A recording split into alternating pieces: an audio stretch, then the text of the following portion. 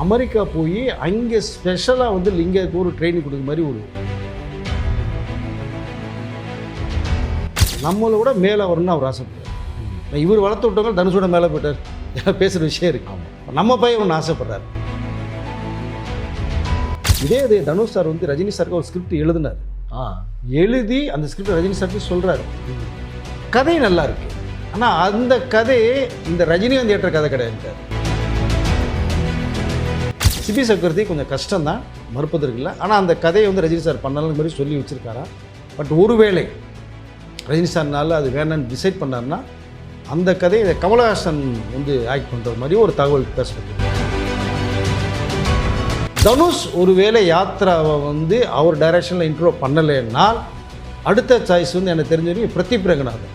Okay, அவர் டைரக்டில் நீங்கள் யாத்திரை கையில் கொடுத்தீங்கன்னா அப்படி கில்லி மாதிரி விளையாடுவார்.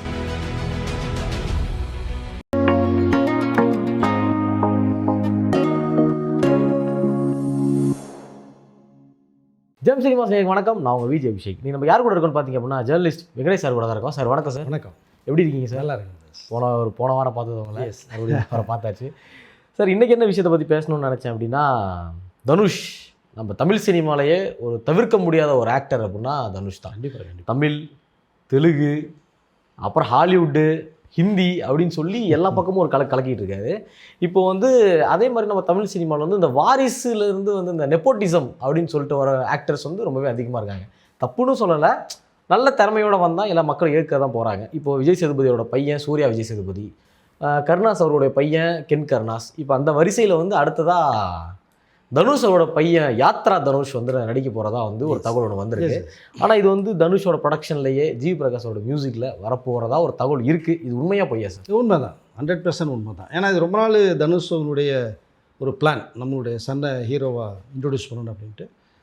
இதில் என்ன ஒரே ஒரு போட்டி இருந்ததுன்னா, ஒரு பக்கம் தனுஷ் அறிமுகப்படுத்தலாமா, இன்னொரு பக்கம் வந்து ஐஸ்வர்யா ரஜினிகாந்த் அவர்கள் யாத்திரா இன்ட்ரொடியூஸ் பண்ணலாமா, அவங்களுக்குள்ள போட்டி இருந்ததே தவிர பட் படம் உருவாகிறது கன்ஃபார்ம், மாற்று கருத்து இல்லை.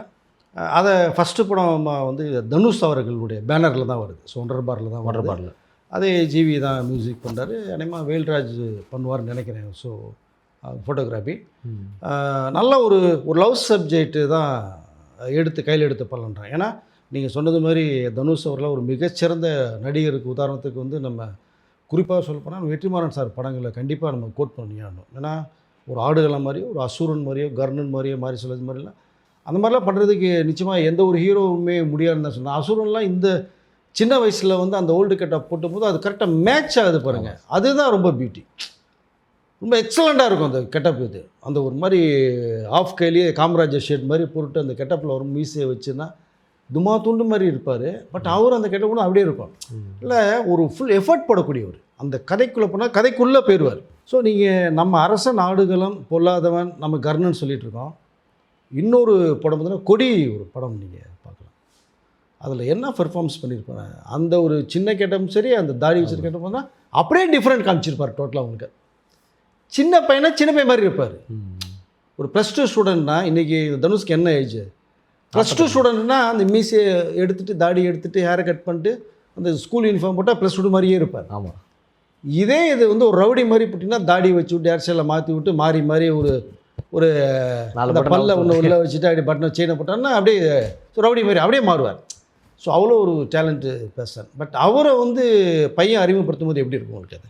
அதனால் இது 2-3 ஆஃபர் வெளியிலையும் வந்தது யாத்திராவுக்கு பண்ணலான்னு சொல்லிட்டு. பட் அது உடன்பாடு இல்லை. நம்ம பையனை நம்ம லான்ச் பண்ணால் நல்லாயிருக்கும். ஏன்னா அவருடைய ஃபஸ்ட்டு படமே தொழுவது இளமை பார்த்தீங்கன்னா எப்படி ஒரு சூப்பர் டூப்பர் ஆச்சு. அப்புறம் நெக்ஸ்ட்டு இந்த காதல் கொண்டேன் படம் எப்படிங்கிறது உங்களுக்கு தெரியும். ஸோ அந்த மாதிரி ஃபஸ்ட்டு படம் ஒரு பெரிய பிரேக் வரணும். கொஞ்சம் ஆவரேஜ் படம் பரவாயில்ல, ஹீரோ சுமாராக பண்ணியிருக்காரு பரவாயில்ல அப்படிங்கிற மாதிரி அந்த ரிசல்ட் அவர் வந்து கேட்குறதுக்கு தயாரில்லை தனுஷ். அடித்தா படம் சக்கப்போடு போடணும், குறைந்தது ஒரு 100 கோடியை தொடரணும் அப்படிங்கிற மாதிரி தான் ஒரு மைண்ட் செட் தனுஷ் பண்ணியிருக்கிற தகவல் வருது. நீங்கள் என்னோட டவுட் என்ன அப்படின்னா, இந்த படம் வந்து தனுஷ் டைரக்ஷன் பண்ணுற மாதிரி ஐடியாவில் இருக்காரு சார்? 100%. அதில் மாற்று கருத்தும் கிடையாது. ஆனால் அவரோட படங்கள் வந்து அவர் டைரக்ட் பண்ண படங்கள் வந்து பெருசாக எதுவும் வசூல் அடிக்காமல் தான் சார். இப்போ பாப்பாண்டியா இருக்கட்டும், பெருசாக வசூல் அடிக்கலை, ஆனால் ஒரு நல்ல படம். அதே வரிசையில் வந்து பார்த்தோம்னா ராயன், அதுவும் வந்து நல்லா ஓடிச்சு. ஆனால் வசூல் ரீதியில் படம் வந்து ஃப்ளாப்பு அப்படின்ற மாதிரி தான் எல்லாரும் இல்லைங்க பேசுனாங்க. 100 கோடி கலெக்ஷனுங்க. ஆனால் அது ராயன். மக்களுக்கு பெருசாக அது விருப்பம் இல்லை இல்லை அப்படின்னு அந்த கதையை வந்து கொஞ்சம் எடுத்துக்கிறதுக்கு கொஞ்சம் டைம் எடுத்தாங்க. அதே மாதிரி நீக்கு அதுவுமே யாருமே சரியாக அக்செப்ட் பண்ணிக்கல. ஸோ அப்போ தனுஷ் ஒரு நல்ல பெர்ஃபார்மர் நல்ல ஆக்டராக இருந்தாலும் மக்கள் மத்தியில் ஒரு ஃபெயிலியரான டேரக்டராக தானே கருதப்படுறாரு. இல்லை அப்படி நம்ம எடுத்துக்க முடியாது. நீங்கள் பவர் பாண்டி பார்த்தீங்கன்னா ஃப்ளாப் லிஸ்ட்டில் அது பெருசாக போகலை, நஷ்டம் யாருக்கும் வரல. ஒரு சூப்பர் டூப்பர் ஹிட்டுங்கிற வேர்டு வேணால் இல்லாமல் இருக்கலாம். ஸோ பவர் பாண்டி எடுத்துக்கலாம். அப்புறம் இந்த நம்ம இட்லி கடை கூட எடுத்துக்கலாம். நல்ல ஃபீல் குட் படமாக தான் கொடுத்தாரு. எல்லா பேருமே அதுக்குள்ளே ரொம்ப லைக் பண்ணாங்க. நீங்கள் வந்து super duper hit box office hit அப்படிங்கிறத வேணால் அங்கே கொடுக்கல. பட் அதை ராயன் கிட்டத்தட்ட கொடுத்தார். ஓகே. ஸோ 100 கோடி கலெக்ஷன் மேலே அல்ல படம். அது வித்தியாசமான ஒரு தனுஷை நம்ம பார்க்க முடிஞ்சுது. ஆமாம் ஆமாம். ஒரு தங்கச்சி தம்பி சென்டிமெண்ட்டை வச்சு அருமையான ஒரு ஆக்ஷன் பிளாக் கொடுத்துருந்தார். பட் நீக்கு ஏன் போல அப்படின்னா அதுக்கு ஒரு காரணம் அந்த ஹீரோவை கூட நம்ம எடுத்துக்கலாம். மேபி இந்த இதுக்கு அவருடைய பெர்ஃபார்மன்ஸ் இதில் இன்னும் கொஞ்சம் எதிர்பார்த்துருப்பாங்க. ஓ இப்படி இருந்தால் நல்லா இருந்திருக்கும். பாதிசீனில் தனுஷ் மாதிரியே இருந்தார் வேற. நீங்கள் எப்படி வந்து நீங்கள் செல்வராகவன் வந்து ஒரு படம் இது மாலை நேரத்து மயக்கம் ஒன்று படம் பண்ணார். எடிட்டர் கோலா பாஸ்கருடைய பையன். அவர் பெர்ஃபார்மன்ஸ் அப்படி பண்ணுவார். அவர் கெட்டப்பே வேறங்க. அப்படியே செல்வரன் கெட்டப்பை போட்டு விட்டாருங்க படத்தில். அந்த படம் அவருக்கு மிகப்பெரிய லாஸ் ஆச்சு. கோலா பாஸ்கர் அவர் இப்போ இல்லை, இறந்துட்டார், வேறு சன் இருக்காங்க. பட் ஒருவருடைய சாயல் அப்படியே வரும். அப்படியே இமிடேட் பண்ணி சொல்லி பார்த்தோம். அதேமாதிரி நீங்கள் மிஸ்கின் படம் பார்த்தீங்கன்னா வரக்கூடிய ஹீரோ பாருங்க மிஸ்கின் மாதிரியே மூமெண்ட்டில் போவாங்க. ஆமாம் ஆமாம். இப்படி இப்போ கை இப்படி வச்சுக்குவாங்க, கீழே வச்சுக்குவாங்க, இப்படியே பார்த்துட்டு போவாங்க. ஏன்னா அந்த ராத்திரியில் கோழி திருட போனால் பிடிப்பாங்க இல்லையா, அந்த மாதிரியே ஹீரோ மூமெண்ட்டில் இருக்கும். அது ஒவ்வொருத்தருடைய டைரக்ஷன் டச் அது. பட் இங்கே தனுஷோடைய பர்மனன்ட் பண்ண அவர் பண்ண படங்கள் ஓகே, நல்ல ஒரு ஃபீல் குட் படமாக இருந்தது. 4 படம் பண்ணியிருக்காரு. ராயன் ஒரு கமர்ஷியல் ஹிட் கொடுத்தாரு. இப்போ இந்த டாபிக் இந்த ரிசல்ட் வந்துடக்கூடாதுனால தான் யாத்ரா ஒரு நல்ல ஒரு இன்ட்ரோ கொடுக்கணும், ஒரு அருமையான ஸ்கிரிப்டை ஒன்று கையில் எடுத்துகிட்டு நம்ம டைரக்ஷன் பண்ணணும் அவருடைய பேனரில். நீ வெளி பேனர்னால் செலவெல்லாம் பார்ப்பாங்க. ஆமாம். இவருடைய பேனர் செலவு பார்க்க அவசியம் இல்லை. ஏன்னா யாரோரையே உருவாக்கி விட்டார். இவருடைய பேனரில் பல ஹீரோக்கள் டாப்பில் இன்றைக்கி இருக்காங்க. ஸோ அப்படிங்கும்போது தன்னுடைய பையனே லான்ச் பண்ணும்போது வந்து ஒரு எக்ஸலண்ட்டான ஒரு லவ் சப்ஜெக்ட். நீங்கள் சொன்னது மாதிரி நம்ம விஜய் சேதுபதி சூர்யா ஒரு படம் பண்ணார். அது பெரிய அளவில் போல் அந்த வயசுக்கு ஒரு ஆக்ஷன்லாம் போகக்கூடாது. நீங்கள் ஆமாம் ஒரு பைட்டிக்காக ஒரு லெவல் அழகாக நீட்டாக எடுத்துகிட்டு போகணும். அது ரொம்ப கௌரவமான கமர்ஷியலாக போகணும். அதில் ரொம்ப பிழைக்க தெரிஞ்ச பையனா கருணாஸ் கென்கர்நாஸ் சொல்லலாம். ஆமாம் அசுரலே கலக்கியிருப்பா அப்படி. ஆமாம் பிரமாதமாக கலக்கியிருப்பா அப்படி. பட் இங்கே அப்படியே பார்த்தீங்கன்னா அந்த படத்துக்கு கான்ட்ராஸ்ட்டாக யூத் ஒரு படம் பண்ணுறாரு அவர் டைரக்ஷனில். அவருடைய முக்கியமான நண்பர்களை வச்சுட்டு தான் ட்ராவல் பண்ணி பண்ணுறாங்க. அதுக்கிட்ட கூட அப்பா கருணாஸ் ஒரு இடம் வாங்கி போட்டிருக்காரு தேனிப்பதில் ஏதோ பல ஏக்கர், அது விற்று கூட படம் எடுத்துக்கிட்டான்னு சொல்லி கருணாஸ் சொன்னார். தேவையில்லைப்பா, நீங்கள் கஷ்டப்பட்டு சம்பாரித்து வாங்கி போட்டோம், நீங்கள் உங்கள்கிட்ட இருக்கட்டும். இல்லை உனக்காக தானே வச்சுருக்கேன், இருக்கட்டும் என்னாவே இருக்கட்டும், நீங்களே வச்சுங்க, நான் கஷ்டப்பட்டு உருனா அந்த வழி எனக்கு தெரியும். இப்படி கென் கருணாஸ் வந்து முக்கியமான சர்க்கிளை ஃபார்ம் பண்ணி தான் கென் கருணாஸ் டீம்னே தான் டைட்டிலே போடுவார் உங்களுக்கு. ஆமாம். என்ன கலெக்ஷனுங்க 6-7 வீட்டுக்குள்ளே எடுக்கப்பட்ட படம் அதிகபட்சங்க 6 கோடி. கலெக்ஷன் என்னாச்சு உங்களுக்கு? 1 கோடி மேலே தூள் பண்ணிட்டு போச்சுங்க. கிட்டத்தட்ட நம்ம 60 கோடிக்கு மேலே கலெக்ஷன் அழுட்டு போச்சு அந்த படம். ஸோ அந்த மாதிரி வந்து பேச போகணும். அதை வச்சு தான் இப்போ கென் கருணாஸுக்கு டைரக்ஷனுக்கு நிறைய பேர் பெரிய ப்ரொடியூசர்ஸ் போகிறாங்க. நீ ஹீரோ ஆக்ட் பண்ணுங்கள், டைரக்ட் பண்ணுங்கள், அப்புறம் நம்ம சம்பளம் ஆட்டோமேட்டிக்காக ஏற்றுறாரு. ஆமாம். இப்போ அந்த மாதிரி ஒரு படம் வந்து பல்காக அடிக்கணும். அதான் அந்த தனுஷோடைய மிகப்பெரிய டார்கெட். ஏன்னா நீக்கு வந்து அவரோட சிஸ்டர் சன்னை போட்டு பெரிய ரீச் ஆக முடியல. இப்போ நமக்கு அந்த பையனுடைய ரிசல்ட் வந்துடக்கூடாதுன்னு தான் அவர் கொஞ்சம் பிளான் பண்ணுறாரு. வேறு எந்த டைரக்டர்ட்டையுமே அவர் வந்து கொடுக்கல, தன் பையனை நீங்கள் லான்ச் பண்ணுங்கன்னு யார்ட்டையுமே கொடுக்கல. சில பேர் வந்து அந்த டைரக்டர் இந்த டைரக்டர் பண்ணுவாங்கன்ற சில டாப்பிக்லாம் போகுது. எந்த டைரக்டருமே வெளியே டைரக்ட் பண்ணலை. தனுஷ் மட்டும்தான் டைரக்ட் பண்ணுறாரு. யாத்ரா இன்ட்ரடியூஸ் ஹீரோ பண்ணுறாரு. ஒரு நல்ல ஸ்கிரிப்டை ஒன்று ரெடி பண்ணிகிட்ருக்காரு. அது அநேகமாக இவர் இப்போது 2 படம் பண்ணிட்டு இப்போ D55 ஆமாம் சார், அது இன்னும் கொஞ்சம் இருக்குது. ஆமாம், அதை முடிச்சுட்டு அவர் அந்த மிடில் கேப்பில் யாத்ராவையும் லிங்காவையும் கூட்டிகிட்டு அமெரிக்கா போகிறார். ஓகே, அமெரிக்கா போய் அங்கே ஸ்பெஷலாக வந்து லிங்காவுக்கு ஒரு ட்ரைனிங் கொடுக்குற மாதிரி ஒரு தகவல். யாத்ரா லிங்கா 2 பேருமே நடிக்க போகிறாங்களா, இல்லை யாத்ரா மட்டும் மூத்த பையன் யாத்ரா மட்டும் நடிக்க? மூத்த பையன் மட்டும்தான் நடிக்கிறார். அப்படியே இன்னும் கொஞ்சம் கேப் விட்டு சின்ன லிங்கா வர்றாங்க, அதுக்கு ஒரு ட்ரைனிங் கொடுக்க போகிறாங்க. ஓகே, இப்போ வந்து எப்படி ஃபியூச்சர் இப்போ முன்னாடி செல்வராகவன் தனுஷ் இருந்தாங்களோ அந்த மாதிரி யாத்ராவும் லிங்காவும் வந்துடுவாங்க. அந்த மாதிரி ராஜா ஜெயம் ரவி வந்து அந்த மாதிரின்னு வச்சுங்களேன். ஸோ அது மாதிரி இப்போது வந்து அமெரிக்கா கூப்பிட்டு போகிறார். அமெரிக்கா கூப்பிட்டு போகிறது வந்து ஒரு ஜாலி ட்ரிப் போகிறாங்க. எப்பயுமே தனுஷ் தனியாக போயிட்டு வருவார். இன்றைக்கி இப்போ இந்த தடவை 2 பசங்களையும் கூப்பிட்டு போகிறார்.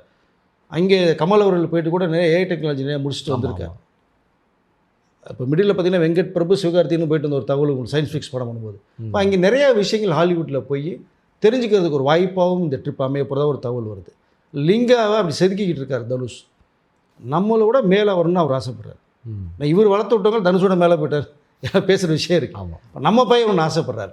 அதனால் வேறு எந்த டைரக்டருமே பண்ணலை. வேறு எந்த டைரக்டர் பண்ண போகிறோம் அந்த டைரக்டர் பண்ண போகிறாங்கிற தகவலும் உண்மை கிடையாது. தனுஷ் மட்டும்தான் பண்ணுறாரு. தனுஷ் தான் full and full director. Yes. Okay sir. அதே மாதிரி இப்போது யாத்ரா அவரோட அம்மாவும் ஒரு டேரக்டர், அப்பாவும் ஒரு டேரக்டர், தாத்தா வந்து ஒரு பெரிய ஹீரோ, தவிர்க்க முடியாத ஒரு ஹீரோ அப்படின்னா super star Rajinikanth sir. Yes yes. இப்போ 173 அப்டேட் வேறு வந்துருச்சு. இப்போது வந்து ஒருவேளை 173 இன்ட்ரடியூஸ் பண்ணணும்னு நினச்சாங்க அப்படின்னா அந்த மாதிரி மாசா அவரோட தாத்தாவோட படத்தில் இன்ட்ரடியூஸ் பண்ணலாமே சார். இல்லை அது என்னன்னா அங்கே வந்து யார் நடித்தாலுமே அங்கே கண்ணுக்கு தெரியுது ரஜினி சார் மட்டும்தான் தெரிவார். ஆமாம். நீங்கள் நாகார்ஜுனா அமீர்கான்லாம் சொன்னபோது கூட ரஜினி சார் இருந்தாலும் நம்மளாம் ஃப்ரேமில் காணா போயிடுவோன்றாங்க. ஆமாம். அப்படிப்பட்ட ஜாம்பவனிலே நாங்கள் தெரிய மாட்டோம் சீன்லங்கும் போது இங்கே வேணால் அதாவது ரஜினி சாரை விரும்ப மாட்டார். யாத்ரா வந்து ஒரு தனியாக அவருக்கேற்ற ஒரு ஸ்கிரிப்டை கொண்டு போய் பண்ணணும். இதே தனுஷ் சார் வந்து ரஜினி சாருக்கு ஒரு ஸ்கிரிப்ட் எழுதினார். எழுதி அந்த ஸ்கிரிப்ட் ரஜினி சார்ட்டு சொல்கிறாரு. கதை நல்லா இருக்கு. ஆனால் அந்த கதை இந்த ரஜினிகாந்த் ஏற்ற கதை கிடையாதுட்டார். வேற ஒரு ஹீரோ வச்சுங்க. இல்லை இவருக்கு தான் நம்ம கதை ரெடி பண்ணுறோம்னா நீங்கள் அவரை மைண்டில் செட் பண்ணி தான் நீங்கள் ஸ்கிரிப்டே போகணும். அப்போ தான் சிறப்பாக இருக்குன்னு சொல்லி தனுஷ்க்கு அட்வைஸ் பண்ணி அனுப்பிச்சி விட்டார் ரஜினி சார்.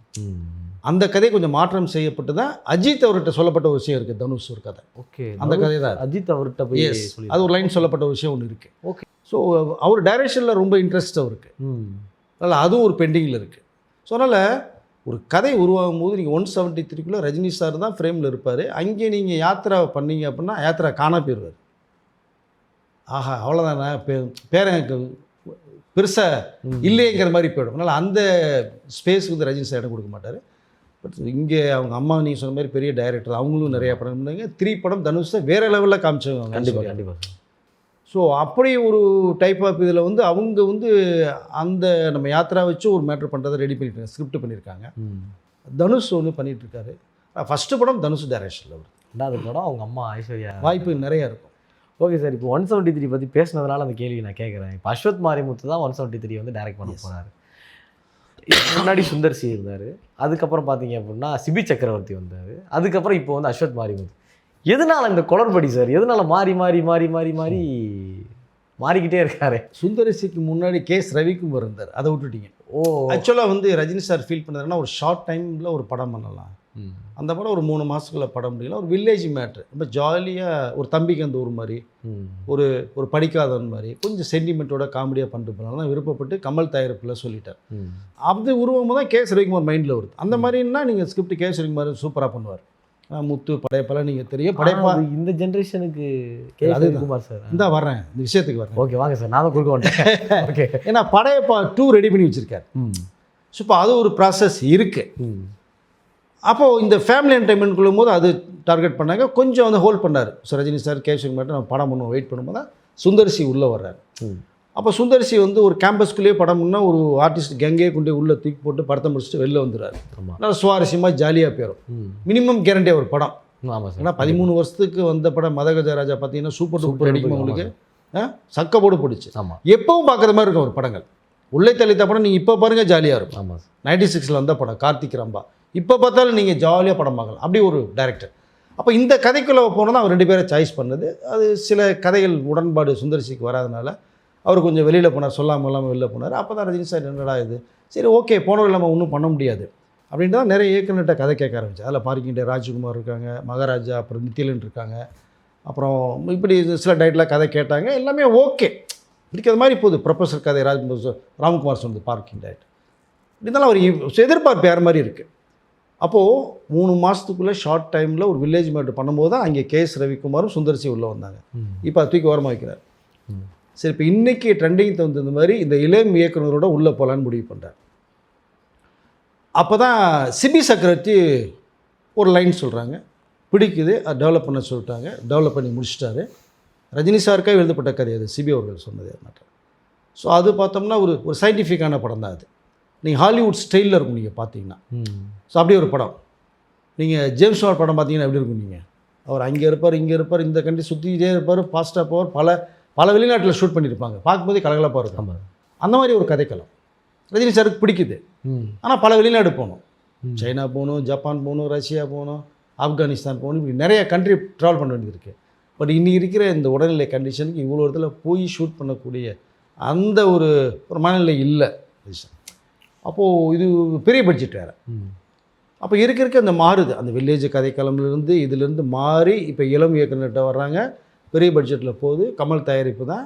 பட் சம்பளம் கூட ரஜினி சார்லாம் பெருசாக பேசிக்கல, நீ படம் பண்ணி படம் பிஸ்னஸ் பண்ணதை பார்த்துக்கலாம் அப்படின்ட்டார். ஸோ அவருக்காக ஹெல்ப் பண்ணக்கூடிய ஒரு படம் இது. அதனால் சம்பளம் கோட் பண்ணலை. ஆனால் கமல் அவர்களே உங்களுக்கு என்ன வேலையோ அதை கொடுக்குறேன்ற தகவலை சொல்லியிருக்கேன். பட் அதனால் வந்து சிபி கொஞ்சம் யோசிக்கிறாங்க. இப்போ அந்த நேரத்தில் அஸ்வத் மருந்து கேப்பில் உள்ளே வர்றார். இன்னும் சிபி டேக்கப் ஆகலைன்னு தான் அவர் உள்ள வந்து ஒரு கதையை சொல்கிறார். அது ரஜினி சார் என்ன எதிர்பார்த்தாரோ அந்த கதை அதில் இருக்குது. ஷார்ட் டைமில் பண்ணார். அப்போ அது வந்து ஒரு 10 ரூபா டாக்டர் கேரக்டர், இது வரைக்கும் பண்ணாத ஒரு கேரக்டர் ரஜினி சார். எஸ், அப்படியே ஒரு கேரக்டர் சொல்கிறார். அப்போ ரொம்ப பிடிக்குது. அப்போ அதுனா தர்மத்தின் தலைவன் நீங்கள் ஒரு படம் முன்னாடி பார்த்துருங்க, எஸ்பி முத்துராமன் சார் பண்ண படம். அந்த டைப்பில் இருக்குது, சென்டிமெண்ட், ஃபேமிலி, காமெடி, ஒரு மாதிரி ஃபேமிலி இருக்கும்போது என்ன எதிர்பார்த்தாரோ அஸ்வத் மாரி போய் சொல்கிறார். அப்போ இன்றைக்கு ட்ரெண்டிங்கில் இருக்கிற இயக்குநர்கள் இவங்க எல்லாமே, நெல்சன், சிபி, அஸ்வத் மாரிமுத்து எல்லாமே. அப்போது நீங்கள் அந்த ஜென்ரேஷனுக்கு அந்த கதைக்கு அவங்க 2 பேரும் ஓகே, கே. சுரேகுமார், சுந்தர் சி. இப்போ கதைக்களை மாறிடுச்சு. அந்த கதையை இவங்க பண்ண முடியாது, இவங்க கதையை வந்து சுந்தர் சியும் கே. சுரேகுமார் பண்ண முடியாது. இப்போ நீங்கள் கேள்வி இதுதான் பதில். அப்போ இவங்களை வச்சு ட்ராவல் பண்ண ஆசைப்பட்றாரு. அஸ்வத் மாரிமுத்து வருது, ஃபிக்ஸ் பண்ணுறாங்க. அப்புறம் கமல்கிட்ட கதையை சொல்கிறாங்க. அவர் நீங்கள் முடிவு பண்ணால் ஓகே சார், நீ கேளு கமல், நீ ப்ரொடியூசர், கதை கேட்க பிரமாதம் பண்ணுறாங்க. ப்ராசஸ் அது கன்ஃபார்ம் பண்ணுறாங்க. சிபி சக்கரவர்த்தி கொஞ்சம் கஷ்டம்தான், மறுப்பதற்கு இல்லை. ஆனால் அந்த கதையை வந்து ரஜினி சார் பண்ணாலும் மாதிரி சொல்லி வச்சுருக்காரா. பட் ஒருவேளை ரஜினி சார்னால அது வேணான்னு டிசைட் பண்ணார்னா அந்த கதையை கமலஹாசன் வந்து ஆக்ட் பண்ணுறது மாதிரி ஒரு தகவல் பேசப்பட்டிருக்கு. சிபி எழுதின கதை வந்து கமலஹாசன் நடிக்கிறது வாய்ப்பு இருக்குது. அதுக்கு ஒரு வாய்ப்பு இருக்கிறதாகவும் சிபிகிட்ட ஒரு தகவல், சொல்லப்பட்ட தகவல் இருக்குது. இல்லை சிபி அந்த கேம்பஸில் இருக்கார், இன்னும் வெளில வரல. இப்போ அஸ்வத் அவர்கள் சொன்ன கதை ரொம்ப அருமையாக இருக்குது. இப்போ அதை உடனே போகலான்னா இந்த கொஞ்சம் டைம் எடுத்ததுக்கு, சில இயக்குனர் மாறினதுக்கு காரணம் ஒரு நல்ல கதையமைத்தோட இன்றைக்கி யங்ஸ்டர்ஸ் ஜென்சிக்கு 2K கிட்ஸ்ன்னு சொல்கிறோம், அவங்களுக்கு பிடிக்கிற மாதிரி ஒரு கதைக்கிழமைனா. இப்போ ட்ராகன் எந்த அளவுக்கு படம் உங்களுக்கு வந்து தெறிக்க விட்டாருங்கிறது தெரியும். டியூட்டில் கீர்த்தீஸ்வரன் எந்த அளவுக்கு தெறிக்க விட்டாரு தெரியும். இப்படி இயக்குனர் ட்ராவல் பண்ணலாம்னு ஆசைப்படும் போது தான் அவர் அஸ்வத்திட்ட ஃபுல்லாக கொடுத்துட்டார். நீ என்ன பண்ணுவோம், கதை கேட்டுட்டேன், என்ன பண்ணுவோம் நீ மேக்கிங் பண்ணிக்க அப்படின்ட்டார்.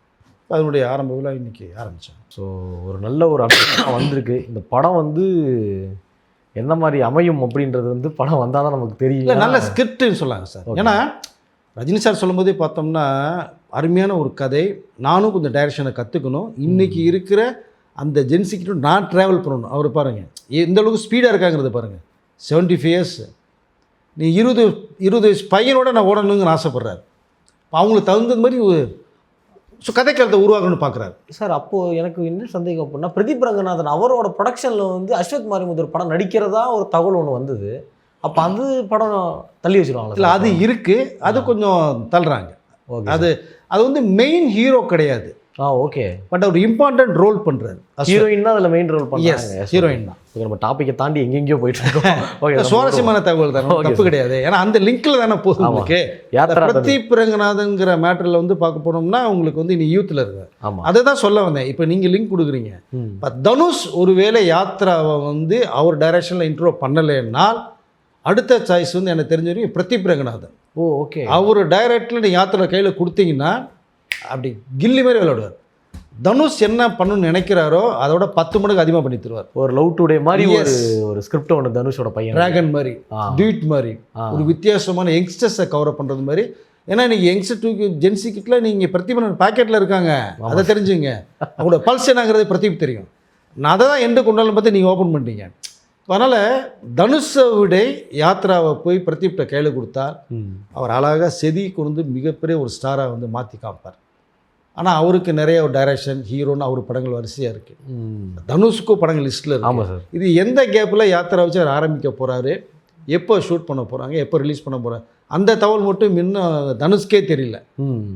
ஸோ அதனால் எனக்கு வந்து விரைவில் ஸ்டார்ட் பண்ண போகிறோம் அந்த மெசேஜ் தான் வந்து. இந்த 2026 எண்டுக்குள்ளே ஸ்டார்ட் பண்ணுறதுக்கு வாய்ப்பு நிறையா இருக்குது. கண்டிப்பாக அவருடைய படங்கள் கொஞ்சம் இந்த D55 முடிச்சிட்டோன்னு ஒரு சின்ன கேப் இருக்குது. படத்தோட சாப்டர் 1 முடிச்சதுக்கப்புறம். ஆமாம், முடிச்சதுக்கப்புறம் அது கொஞ்சம் கேப் இருக்குது. டக்குனு அந்த கேப்பில் ஆரம்பிச்சிடலாம். ஏன்னா அவங்க பேனர், அவங்க டெக்னீஷியன் எல்லாமே இப்போ தனுஷ்னா ஹீரோயின் புதுசாக தான் வர போகிறாங்க. புதுசு போட்டால் தான் ஆப்டாக இருக்கும். நீங்கள் யாத்திரை ஒரு ஃபேமஸான ஹீரோயின் தான் வருவாங்க அப்படின்னு சொல்லியும் ஒரு தகவல் ஒன்று இருக்கே சார். அந்த ஏஜ் லிமிட்டில் நீங்கள் பார்க்கணும். ஃபர்ஸ்ட் ஆஃப் ஆல் நீங்கள் மமிதா பைஜு வந்து ஹீரோயின் படம் பார்த்தீங்கன்னா பிரதீப் ரங்கநாதுக்கு ஆப்டாக இருந்துச்சுன்னாங்க. ஆமாம்.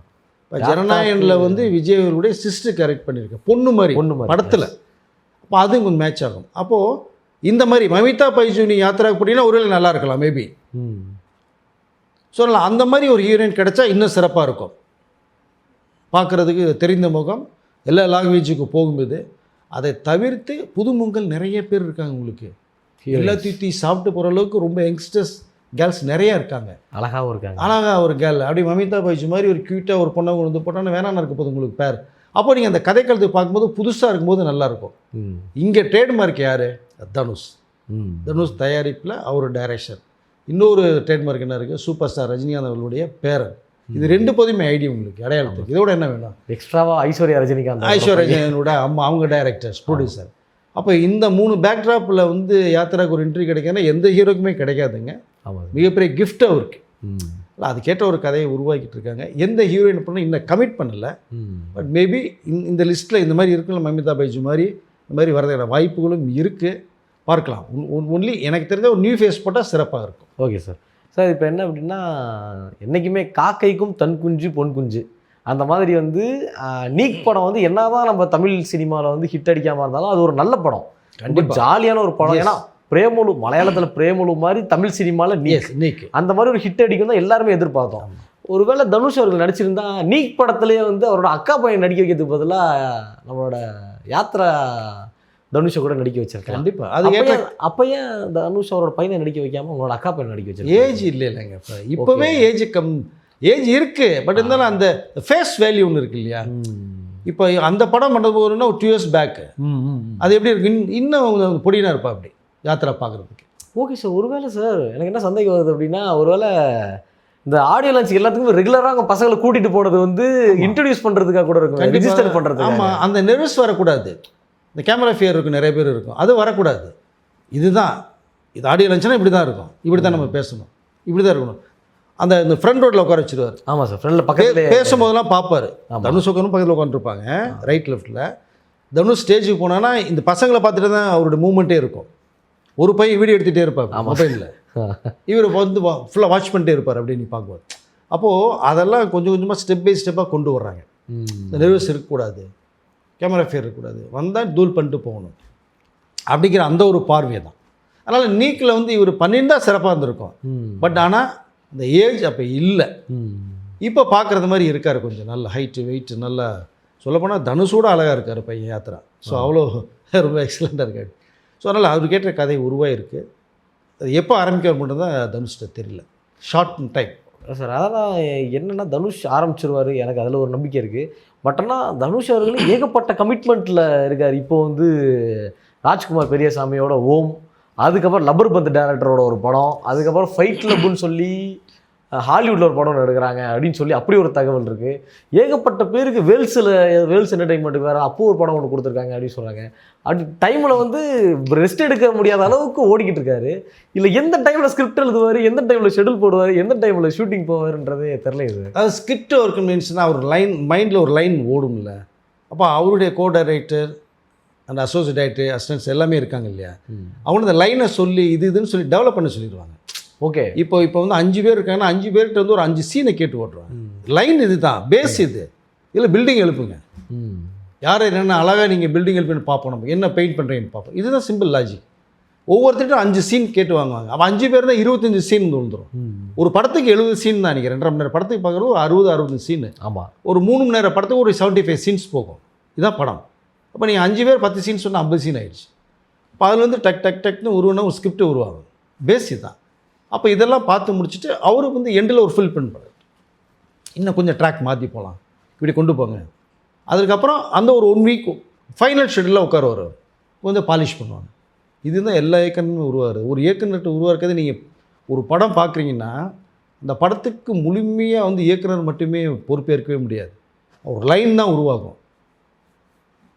அவருடைய அசோசியேட் அசிஸ்டன்ட்ஸ், இன்னும் வெளி இயக்குனர், டாப் மோஸ்ட் இயக்குனர்லாம் இப்போ சும்மா இருக்காங்க, அவங்கள வந்து டிஸ்கஷனை கூப்பிடுவாங்க.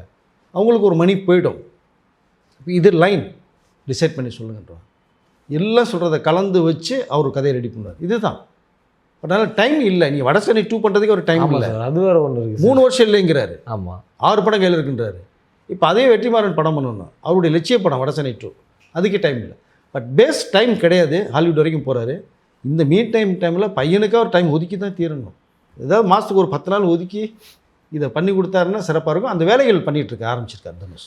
ஓகே சார், அப்போனா கன்ஃபார்மாக அவர் பையன் படம் நடிக்கிறாரு. எஸ், அது தனுஷோட அவரோட டைரக்ஷனில் அவரோட ப்ரொடக்ஷன் நடிக்கிறாரு. கண்டிப்பாக. கண்டிப்பாக கென் கருணாஸ் வந்து எப்படி ஷைன் ஆனாரோ அந்த மாதிரி யாத்ரா ராஜா, யாத்ரா தனுஷ் அவரு வந்து கண்டிப்பாக ஷைன் ஆகணும் தான் நம்மளோட நினைக்கிறோம். ஓகே, தகவலுக்கு ரொம்ப நன்றி சார். நன்றி.